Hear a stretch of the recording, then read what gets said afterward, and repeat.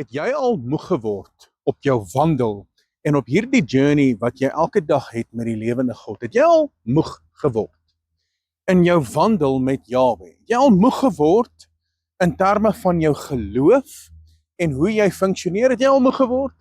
Kan ek gou vir jou sê, ek het al moeg geword en daar is dinge wat my al geaffekteer het en so weet ek dat die omstandighede van hierdie wêreld maak ons as mens moeg.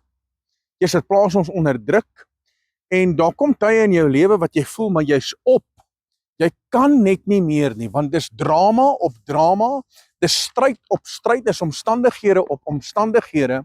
En ek het gedink dat as die een verby is, gaan alles mos nou reg wees, maar dan kom die volgende een.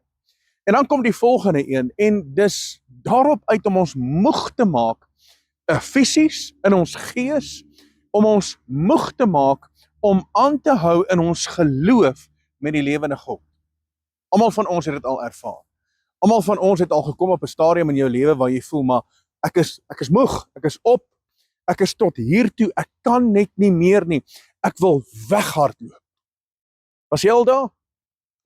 Verseker. Elkeen van ons was al daar gewees waar ons voel, ons wil net weghardloop, ons wil die kombers oor ons kop trek en ons wil nie opstaan nie. En as jy vandag so voel, dan het ek vir jou 'n antwoord, want daar is een ding wat ek en jy nie meer moet moeg word nie. Een ding. Ons kan maar moeg word.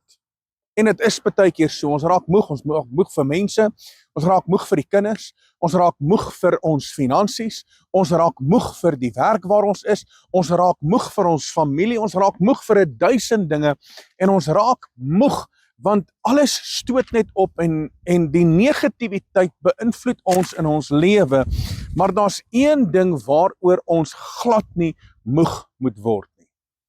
En hierdie wil ek gou vir jou lees. Maar as jy vandag op hierdie posisie is waar jy voel, maar ek is moeg, ek is op, ek is klaar, dan het ek vandag vir jou die antwoord. Want ek was ook al daar.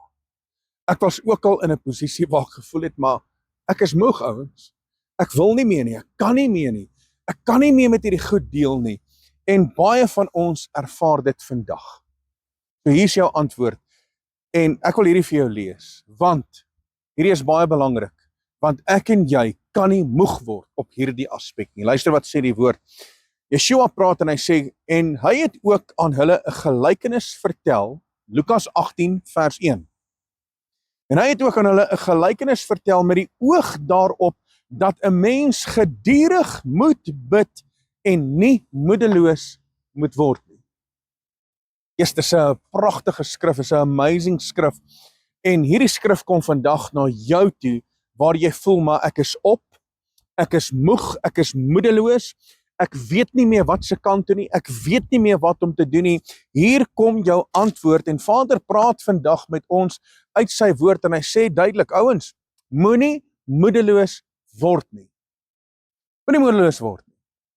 Inteendeel, as jy gaan kyk in die boek van Jesaja hoofstuk 40 vers 30 praat hy spesifiek daarvan dat die wat op Yahweh wag, kry nuwe krag. Hoekom kry ons nuwe krag? Want ons word moeg, ouens. Ons word moeg. Die lewe affekteer ons, die lewe druk op ons, die lewe gee vir ons stampe en stote en jy kom op 'n plek in jou lewe waar jy voel, maar ek is op. Ek wil nie meer nie, ek kan nie meer nie, ek wil weghardloop. Ek wil my tasse pak en ek wil net gaan. Maar voordat jy daai goed doen, sê die woord, daar's een ding waaroor jy nie kan moeg word. Ten spyte van wat in jou lewe aangaan, ten spyte van die storms en die omstandigheid en die druk en die feit dat jy tot hier toe is, ten spyte van dit, is daar een ding wat jy nie moet doen en jy moet nie moeg word om te bid nie. So Vader sê vir ons in sy woord, hy sê, ouens, moenie moedeloos word. Moenie moedeloos word en ophou bid nie, want die oomblik wanneer daar moedeloosheid is, en jy's op moedverlate vlakte, dan beteken dit, jy kom in 'n posisie waar jy nie eers meer bid nie.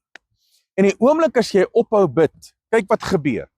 As jy nie bid nie, gaan jy ontvang waarvoor jy bid, en dis niks. So as jy aanhou bid, En jy sê dalk nou vir my, maar hoorie so Rian, ek bid nou al vir 20 jaar. En daar kom net nie 'n antwoord nie. Dis ek kom juis Yeshua vir ons hierdie gedeelte gegee het in die boek van Lukas 18 vers 1. Hy sê, ouens, ek vertel julle hierdie gelykenis met die oog daarop, dat julle nie moet moedeloos word en ophou bid nie. Dis juis die rede. Want ten spyte van die dinge van hierdie wêreld, en ouens, ons raak moeg daarvoor.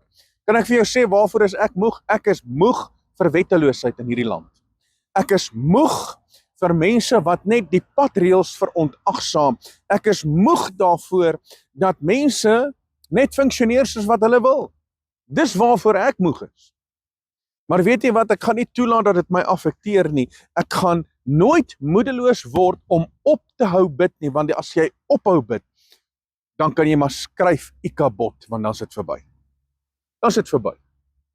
So eintlik wil ek hierdie boodskap vir jou gee om jou weer te bemoedig.